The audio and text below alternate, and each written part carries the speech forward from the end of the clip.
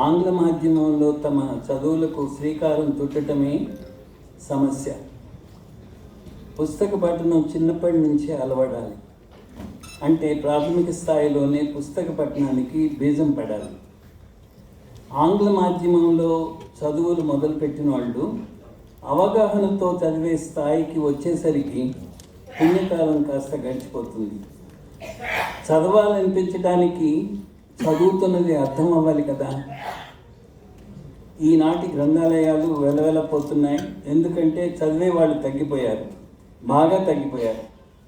డిగ్రీలు తెచ్చుకుంటున్న వాళ్ళు ఎన్నో రెట్లు పెరిగిపోయారు, కానీ చదివే వాళ్ళు తగ్గిపోయారు. ఇదేదో తిరకాసు అనిపిస్తుంది, కానీ అది నిజమే. చదివింది అర్థం చేసుకుంటూ చదివినప్పుడే చదవడం అవుతుంది. అలా చదివే వాళ్ళు బాగా తగ్గిపోయారు. క్లాసు పుస్తకాలు చదివి పరీక్షలు పాస్ అవ్వటానికి చదివింది అర్థం కానవసరం లేదు. ప్రాచుర్యంలో ఉన్న బట్టి మార్గం ఉండనే ఉంది. భాష సుసంపన్నం కావాలంటే డిగ్రీలు తెచ్చుకుంటే సరిపోదు. బోలెడైన మంచి పుస్తకాలు చదవాలి. అదొక్కటే మార్గం. ప్రాథమిక స్థాయి నుండి ఆంగ్ల మాధ్యమం ఎన్నో విధాల మన భావి పౌరుల భవితను బుగ్గిపాలు చేస్తోంది. అందులో ప్రధానంగా చిన్న వయసులోనే చదవాలనే కాంక్ష చచ్చిపోవటం. కథలంటే పిల్లలు చెవి కోసుకుంటారు, కథలు చెప్పించుకుంటారు, చదివించుకుంటారు. చదవలేని వయసులో కూడా పుస్తకాలను తిరిగేస్తూ సీరియస్గా చదివేస్తుంటారు. ఆంగ్ల మాధ్యమంతో అర్థమయ్యే తెలుగు చదవటానికి ప్రోత్సాహం లేదు. అర్థం కాని ఇంగ్లీష్ పాఠాలను వదిలివేయాలి. అవగాహనతో చదవటమే ప్రాథమిక స్థాయి ప్రధాన లక్ష్యం కావాలి. నేర్చుకోవాలని ఆసక్తి ఉన్నవారికి అంతకు మించిన నైపుణ్యం మరొకటి ఉండదు. ఆ లక్ష్యం కనీసం ప్రాథమిక స్థాయి వరకైనా అమ్మ భాషలో చదువుకుంటేనే సాధ్యం. కథలను వినటానికి ఆరాటపడిన పిల్లలు చదవగలిగిన వయసులో కథలను చదవలేని దుస్థితిలో ఉండాల్సి రావటం ఎంత బాధాకరం. భారత రాజ్యాంగంలో భాషాపరంగా అల్పసంఖ్యాకులకు ప్రాథమిక స్థాయిలో విద్యను మాతృభాషలోనే నేర్పాలని వ్రాసుకున్నాం. అధిక సంఖ్యాకులు పరాయి భాషలో ప్రాథమిక విద్యను నేర్చుకునే దుస్థితిని అంబేద్కర్ ప్రభుత్వాలు ఊహించి ఉండరు. శాస్త్రీయంగా నిర్ధారించి ప్రపంచవ్యాప్తంగా ప్రాథమిక స్థాయిలో మాతృభాషలోనే విద్యాబోధన జరగాలనే పాలసీని మన ప్రభుత్వం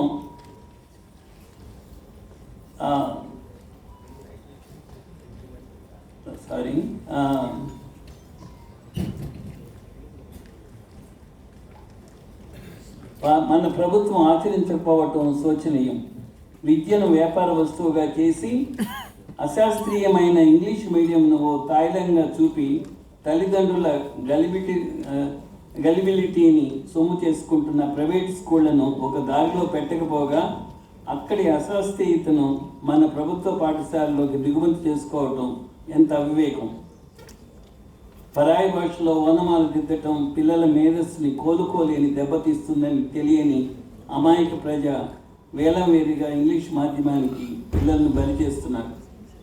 ఈ విషయంలో చదువుకున్న వారికి చదువుకోని వారికి పెద్ద తేడా లేదు.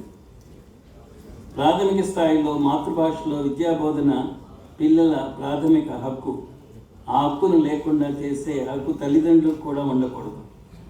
ఉద్యోగం కోసమే చదువులనే సంకుచితమైన దృక్పథంతో ప్రాథమిక స్థాయి నుండి ఇంగ్లీష్ మీడియం 8వ తరగతి నుండి ఐఐటి కోచింగ్లంటూ విద్యకున్న బహుళ ప్రయోజనాలను వమ్ము చేస్తున్నాం. సమగ్ర జీవనానికి బాట వేయాల్సిన విద్యను భ్రష్టు పట్టిస్తున్నాం.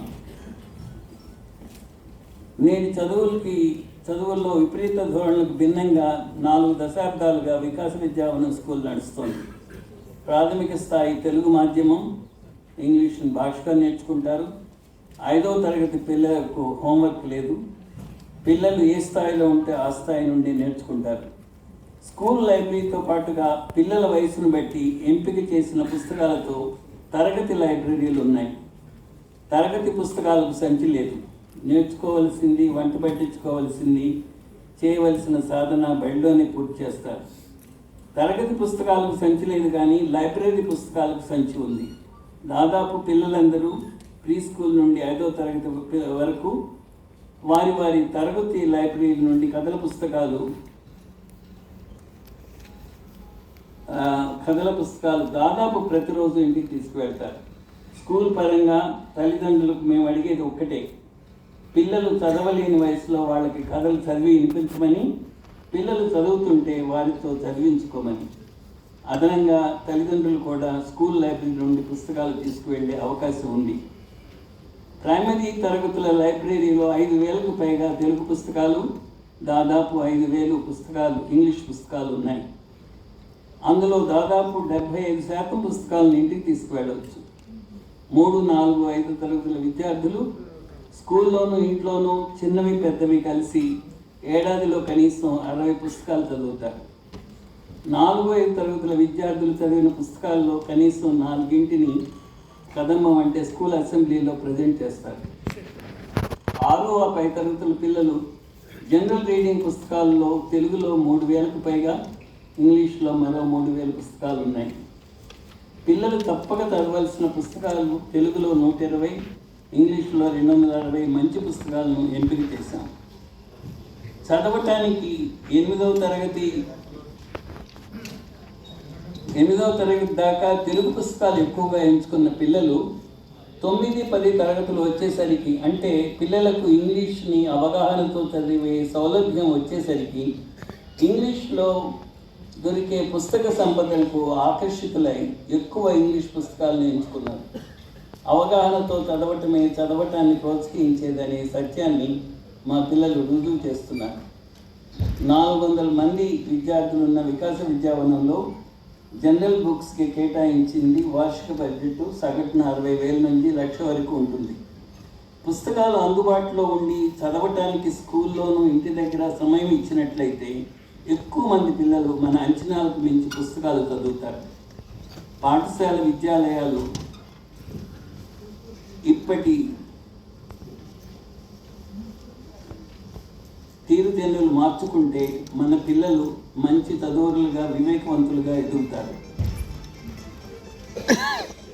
మీరు అందరూ నన్ను క్షమించవలసిన ఒక విషయం, ఇక్కడ నాకున్న అనుభవం, మా స్కూలుతో ఉన్న అనుభవం వల్ల స్కూల్ పేరు చెప్పి ఇదంతా చెప్పటం ఎంత సబబో నాకు తెలియదు, కానీ అందుకు ఎవరినన్ను నొప్పించి ఉంటే నన్ను క్షమించవలసిందిగా కోరుతున్నాను. నాకు ఈ అవకాశం ఇచ్చిన సభకు నమస్కారం. Thank you.